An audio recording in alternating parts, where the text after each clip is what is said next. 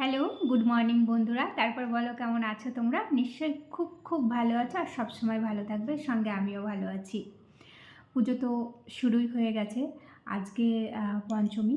আর সবাইকে অনেক অনেক শুভেচ্ছা, অনেক ভালো থাকার কামনা রইল। চলো আজকে একটু ফেস টু ফেস ব্লগ নিয়ে হাজির হয়েছি। আজকের ব্লগটি তোমাদের ভালো লাগবে আশা করছি। তো পুজোর তো সবাই কেনাকাটা সবাই হয়ে গেছে। সবাই নির্ধারণও করে নিয়েছো কোন দিন কোন পোশাকটা পরবে। কিন্তু এটা কি সিলেক্ট করেছো যে কোন দিন কোন রঙের পোশাকটা পরবে? হ্যাঁ, এটাও করেছো, আমি নিশ্চিত। কোন দিন কোন রঙের শাড়ি বা চুড়িদার যে যেটা পরো সেটা পরবে, সেটা মনে মনে একটা কল্পনা করে নিয়েছো।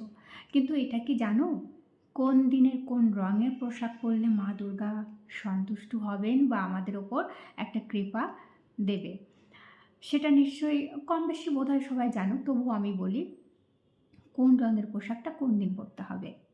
যেহেতু আমাদের এখানে ষষ্ঠী থেকে পুজোটা আরম্ভ হয়, এখনও কিন্তু অনেক জায়গায় আছে যে মণ্ডপটা এখনও কমপ্লিট হয়নি। আর মাকে আনা তো দূরে থাক, মাকে আনা হয়েছে, মণ্ডপে প্রতিষ্ঠিত করে তাকে পুজো সেটা কিন্তু আগামীকাল থেকে হবে।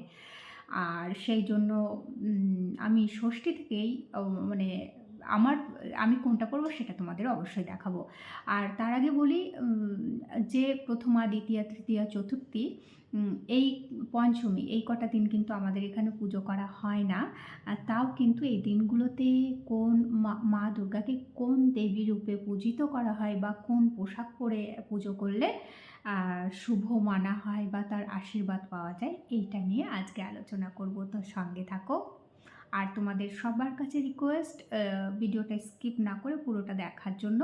আর আমার ভিডিওগুলো যদি ভালো লেগে থাকে তাহলে প্লিজ লাইক, শেয়ার, কমেন্ট এবং সাবস্ক্রাইব করে আমার পাশে থেকো। তো চলো আমি শুরু করছি প্রথমা দিন থেকে। তো অন্য রাজ্যে যেহেতু নবরাত্রি হিসাবে পূজিত হয়, মায়ের 9 দিন পুজো পায় সেখানে। তো সেই দিন থেকে যদি ধরা হয়, পুরো 9টা দিন কিন্তু মায়ের পুজো করা হয়।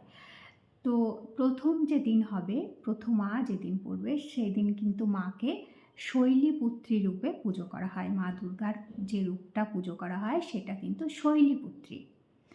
আর সেই বললাম না যে রঙের এখানে ব্যাপার রয়েছে, রঙগুলোও কিন্তু কোনটা কোন পোশাক পরলে বেশি ভালো হয়, মা সন্তুষ্টি হয় মা, সেদিকেও তো একটা বিশেষ নজর আছে। আমরা অনেকেই না জেনে নিজের পছন্দ মতো একটা পোশাক কিন্তু পরে দিই।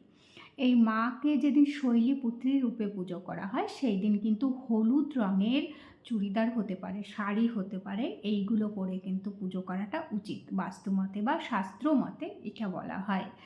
তারপরে এলো দ্বিতীয়া। দ্বিতীয়াতেও কিন্তু মানে প্রত্যেকটা দিন কিন্তু রঙটাকে নির্ধারণ করা হয়েছে। তো দ্বিতীয়াতে মাকে কিন্তু পুজো করা হয় অন্য একটা রূপে, সেটাও তোমাদের সঙ্গে বলছি, তাহলে শোনো। দ্বিতীয়াতে মা দুর্গাকে কিন্তু ব্রহ্মচারিণী রূপে পূজিত করা হয়। এই দিন ব্রহ্মচারিণী রূপে মা পূজা পায় আর বিশেষ দিন হিসাবেও পালন করা হয়। তাই এই জন্য বিশেষ রঙকেও কিন্তু নির্বাচন করা হয়েছে। আশা করি বুঝতেই পারছো, অনেকে হয়তো জানো। এই দিন কিন্তু সবুজ রঙকে বেছে নেওয়া হয়েছে।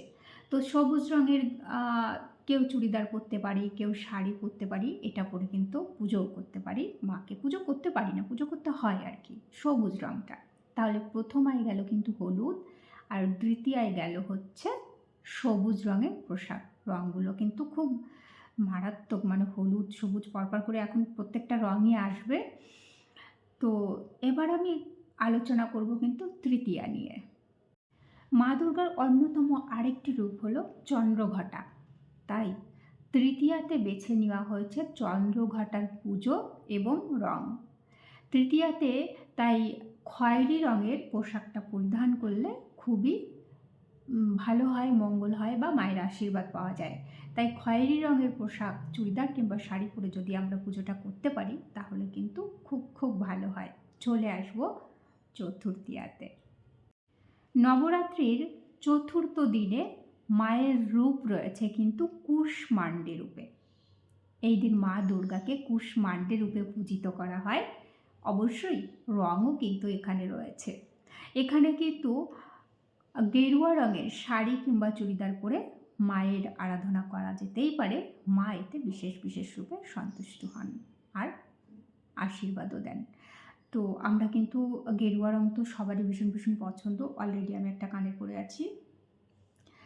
গেরুয়া মানেই তো অরেঞ্জ, অরেঞ্জের কিছুটা ভাব রয়েছে। তো যাই হোক, তো চতুর্থ দিনে কিন্তু অরেঞ্জ রঙের বা গেরুয়া রঙের কিন্তু পোশাকটা পরতেই হবে। চলে আসবো পঞ্চম দিনে। নবরাত্রির পঞ্চমীতে মা দুর্গাকে কিন্তু স্কন্দ মাতা রূপে পূজিত করা হচ্ছে। তাই এই দিনও রং রয়েছে, আর এই দিনের রঙে রয়েছে কিন্তু সাদা বস্ত্র। তো সাদা কুর্তি, চুড়িদার কিংবা শাড়ি পরা যেতেই পারে, আর মায়ের পুজোও করা যেতে পারে সাদা রঙের পরিধান করে। মা এতে ভীষণ পরিমাণে সন্তুষ্ট হন। তো চলে আসবো পরের দিন বা রং নিয়ে, আর তোমরা কিন্তু অবশ্যই সঙ্গে থেকো।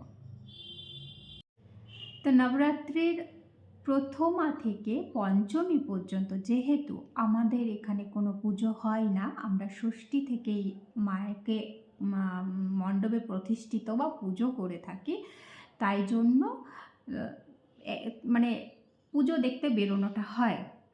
আর এর আগে যে দিনগুলো রয়েছে একদম নবরাত্রির প্রথম থেকে পঞ্চমী পর্যন্ত অনেকে করে থাকে।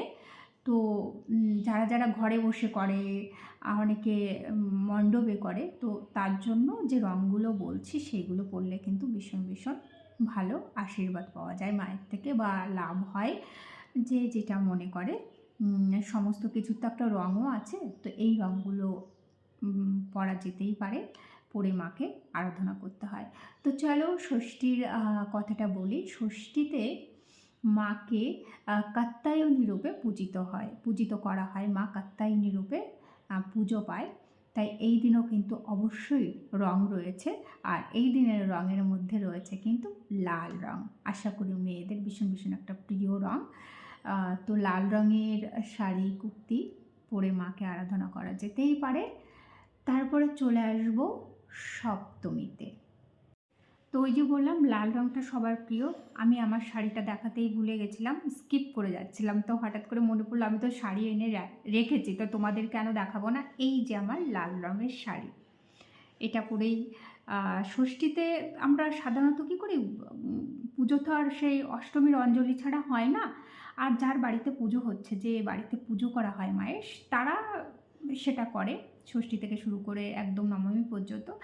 তো আমি ঘরে বসে চেষ্টা করব পুজো করার। তো এই যে আমার লাল রঙের শাড়ি। চলে আসবো অষ্টমীতে। আমাদের এখানে প্রচলন অষ্টমীর পুষ্পাঞ্জলি সবাই দেবে। তো অষ্টমীতেও কিন্তু রং নির্বাচন করা হয়েছে বিশেষভাবে। আর দুর্গা মা কিন্তু এই দিনে মহাগৌরী রূপে পুজো পান, তাই জন্য এই দিনে রং নির্বাচন করা হয়েছে গোলাপি রং। কেমন হয় যদি একটা সাদা শাড়ির সঙ্গে গোলাপি পাড়, সেটা পরে যদি পুষ্পাঞ্জলি দেওয়াই যায়, তাহলে সবার থেকে অনন্যা। সবাই কিন্তু না জেনে কি করে, লাল রঙের সাদা শাড়ি পরে, মানে লাল পাড় সাদা শাড়ি, এটা কিন্তু একটা ভীষণ কমন হয়ে গেছে। এটা পরে সবাই কিন্তু অঞ্জলিটা দেয়।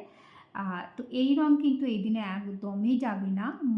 মহা অষ্টমীর অঞ্জলিটা সবাই দিয়ে থাকে, তাই এখানে রং নির্বাচন করা বা জানাটাও কিন্তু খুব খুব দরকার। এই দিন গোলাপি রঙের বস্ত্র পরতেই হবে, যে যেটা পরে দেবে অঞ্জলি। হ্যাঁ, রাত্রেবেলা যার যেটা আছে পরে পুজো ঠাকুর দেখতে বেরোনো যেতেই পারে, কিন্তু পুজোর সময় রঙগুলো নির্বাচন বা সঠিক জানাটা খুব দরকার। তো অঞ্জলি দেওয়ার জন্য আমার কাছে যেটা রয়েছে এরকম একটা গোলাপি রঙের শাড়ি। এটা একটা হ্যান্ডলুম কটন, আর এটা পরে কিন্তু অঞ্জলি দেওয়া যেতে পারে। গোলাপি রং মানে আমার কাছে এটাই রয়েছে। আর এটা গোলাপি রঙেরই পরতে হবে। আশা করি এটা সবার কাছেই আছে। তো এরপর থেকে কিন্তু আর ভুল করা যাবে না, ওই লাল পাড় বা অন্য ধরনের শাড়ি কিন্তু পরা যাবে না, গোলাপির টাচ থাকতেই হবে শাড়িতে। তো চলো নবমী নিয়ে কথা বলি। চলে এলাম মহানবমী। দুর্গা মায়ের কিন্তু এই দিনেও আলাদা রূপে পূজিত পায়, আর রঙও নির্বাচন করা হয়েছে। এই দিন কিন্তু মাকে বেগুনি রঙের বস্ত্র পরিধান করে আরাধনা করলে মায়ের কৃপা লাভ হয়। তো এই দিন কিন্তু অবশ্যই বেগুনি রঙের পোশাক পরে সবাই পুজো করার চেষ্টা করব। আমরা বলছি না যে ঘরে বসে করলেও হবে, তো ঘরে বা যাদের মা দুর্গার পুজোর প্রচলন রয়েছে তারা, তো যাই হোক আমি যেটা করব আমি সেটাই দেখাচ্ছি। বেগুনি রঙের একটা শাড়ি, এই যে আমি বের করে রেখেছিলাম, এটা হলো আমার বেগুনি রঙের শাড়ি। তো শাড়ি আমি দেখাচ্ছি, আমার কাছে চুড়িদারও রয়েছে, চুড়িদার পরেও আমি ঘরে পুজো করতে পারি। তো যাই হোক, তো রঙগুলো বেছে যদি একটু সবাই ঘরে বসেও পুজো করার চেষ্টা করি, আশা করি মায়ের কৃপা লাভ পাবো বা তার আশীর্বাদ পাবো। আর হ্যাঁ, রাত্রে বেরো না প্যান্ডেল দেখতে, যে যেটা পরে, হ্যাঁ যে রঙ পরে, এখানে কোনো ব্যক্তিগতভাবে হস্তক্ষেপ না করাই ভালো। তো আজকের ভিডিও এই পর্যন্ত। আশা করি তোমাদের একটু হলেও উপকার করতে পেরেছি। রং সম্বন্ধ বা মায়ের পুজোতে কোন পোশাক পরিধান করা, এটাই আমরা বেশিরভাগ মানুষের আমাদের কনসেপ্ট থাকে সাদা লাল। অবশ্যই দুটো রঙই খুব খুব ভালো, কিন্তু দিনক্ষণ আর সময় অবশ্যই আছে। তো আজকের ভিডিও এই পর্যন্ত। আশা করি সবার খুব খুব ভালো লেগেছে। আর আমার চ্যানেলে যদি নতুন হয়ে থাকো তাহলে প্লিজ লাইক, শেয়ার, কমেন্ট এবং সাবস্ক্রাইব করে আমার পাশে থাকার জন্য অনুরোধ রইল। আর দুর্গাপুজোর জন্য সবাই খুব খুব ভালো থেকো, সুস্থ থেকো। চারিপাশে দেখে শুনে পুজো মেলা এগুলো দেখো। পথে ঘাটে কুকুর দেখলে তাদেরকে মারধর না করে তাড়িয়ে দেওয়ার চেষ্টা করো। এরা কি বলবো, কুকুররা এতটাই মানুষপ্রিয় যে এরা সবসময় মানুষের সংস্পর্শে থাকতে চায়। তারা তো আর কোনো জানে না আমার ওখানে যাওয়া উচিত, ওখানে যাওয়া উচিত না। তাই যেমন মানুষের সংস্পর্শে এরা থাকতে চায়, আবার কিন্তু তাড়িয়ে দিলে কথাও শোনে। আর একটা কথাই বলবো, সবার দুর্গা পূজা খুব খুব সুন্দরভাবে কাটুক, সবাই খুব সুস্থ থেকে।